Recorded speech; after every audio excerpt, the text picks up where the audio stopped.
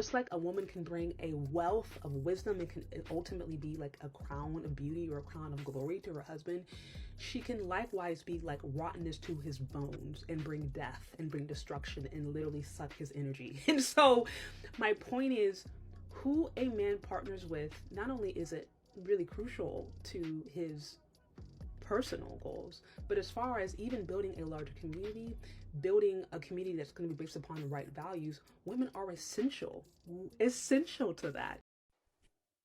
If you will, people, take a look at the spiritual implications of this allegorical picture. If the queen traded on her king on a chessboard, he would surely lose. I'm the breadwinner. You the man, you don't make no money. So you'll hear your woman say, I pay the cost to be the boss.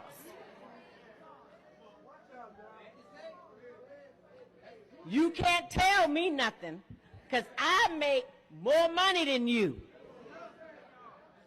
This is beating you down more. Who provides the jobs for black people? The slave master. He can decide who's going to work and who's not going to work. So he's chosen the black woman to work, but we think we have arrived. Somehow we have misinterpreted that. We think because we got the jobs and we the money, we all that. It's a false sense of power.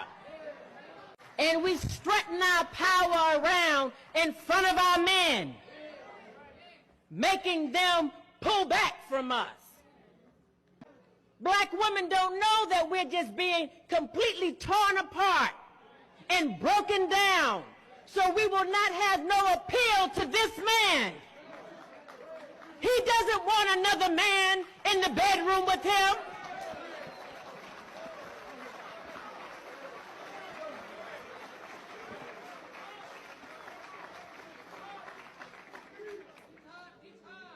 It's role reversal. My position is that the black woman's disrespect and rebellion against the leadership and the authority of the black man is a direct cause of the breakdown in our black family structure. They did not tell us that all of that, being my own person and I'm independent, would lead to separation, loneliness, celibacy, and lesbianism. They didn't tell us that if you give up the man, you're gonna take one of these things and it's worse and it will destroy your nation. They didn't give us that information. They made us think that it was some kind of glorified position to brag about the fact that I got my own job, my own credit card, my own car, so I don't need no man. I don't even know how we got that mixed up. Ain't none of that got nothing to do with being with no man. See, we have a lot of power. We are very strong women. I'm saying that we're using our strength in the wrong direction. We're using it to tear our man down, tear our nation down instead of building it up. Having an education and a job does not necessarily mean you have a successful life. I keep telling black women that to raise a child, they say, well, I provided with food, clothing, and shelter. That's not raising a child, that's maintaining one. To raise a child, you need a parental coalition of a man and a woman. We have sons who, by not having a father in the home, they don't know how to respect women. They take on the black female emotionalism. They're doubtful, they're indecisive, they can't make a decision. They don't know what to do about being a man because we can't teach them that. We don't have that knowledge. We have daughters who grow up in a home where they don't see any affection, where there's no man there. They go out into the world and try to mate. They don't have no idea how to be no woman to no man, how to function in a house with a man, because they haven't seen it. Most of our children, just like us, get all the information we have about how you be with a mate off television. You know, over 60% of our women are single, widowed, separated, or divorced. They don't have a man.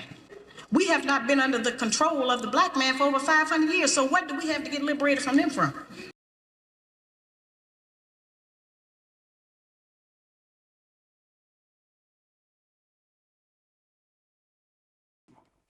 We have been successful in beguiling you every generation. Thanks for your cooperation. Ha ha ha ha.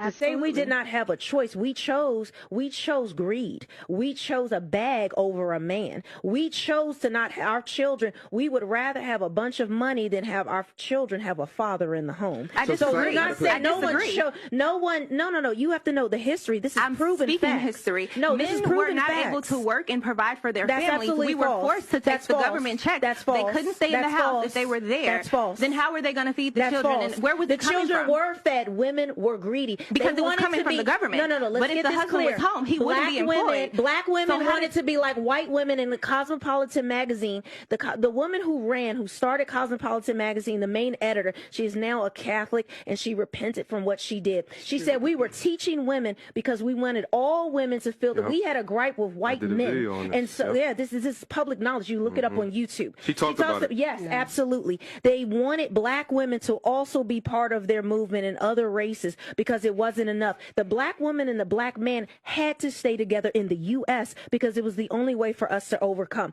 What they did was with Cosmo, they lied. These were women that would say, you know what, there's a single woman moved to New York. She's sleeping with different men. She has her life. She has her own money, her education. She's getting these jobs. These women were promoting promiscuity and living a certain lifestyle when they were all married. They were all lying and making up these people because it was supposed to be a fantasy magazine. They did not tell us that all of that, being my own person and I'm independent, would lead to separation, loneliness, celibacy, and lesbianism. They didn't tell us that if you give up the man, you're going to take one of these things and it's worse and it will destroy your nation. They made us think that it was some kind of glorified position to brag about the fact that I got my own job, my own credit card, my own car, so I don't need no man. I don't even know how we got that mixed up. Ain't none of that got nothing to do with being with no man. We have some serious relationship problems that nobody has been able to address us on because everybody wants to pretend that this is not going on. Over 60% of our women are single, widowed, separated, or divorced. 78% of black husbands were in their homes,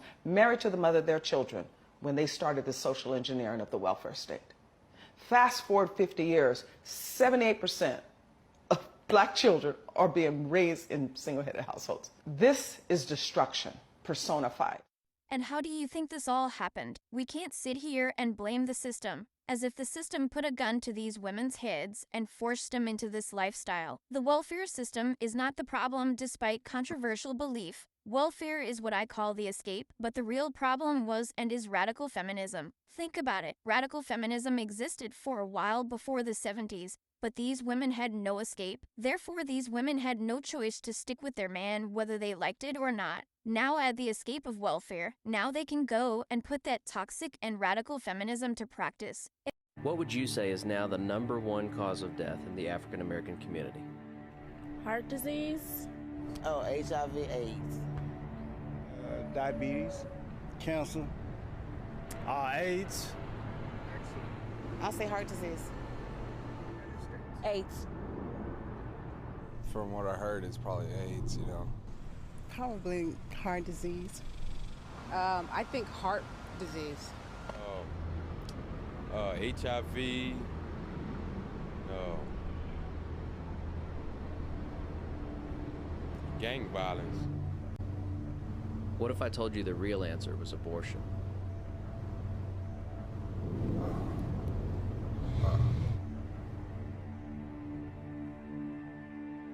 Since 1973, legal abortion has killed more African Americans than AIDS, cancer, diabetes, heart disease, and violent crime combined.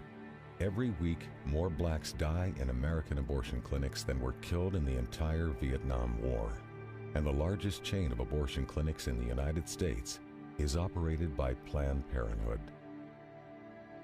We have now reached a point in this country that African American women, though they make up 12% of the population, they account for 37% of the abortions. An African American baby is almost 5 times more likely to be aborted than a white child. The abortion industry at this point kills as many African American people every 4 days as the Klan killed in 150 years. And you can truly say the most dangerous place for an African American to be is in the womb of their African American